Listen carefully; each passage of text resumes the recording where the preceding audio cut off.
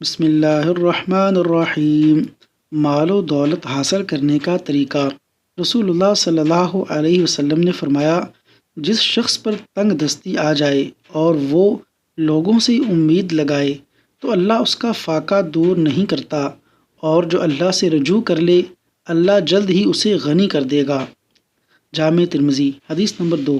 ارشاد نبوی صلی اللہ علیہ وسلم، جس شخص کا مطمع نظر آخرت میں حصول انعامات ہو، اللہ تعالیٰ اس کے لیے اس کے معاملات کو منظم کر دے گا اور اس کے دل کو اطمینان بخشے گا اور اس کو دنیاوی فوائد سے بہرہ ور کرے گا، جبکہ وہ ان فوائد کو حقیر سمجھے گا۔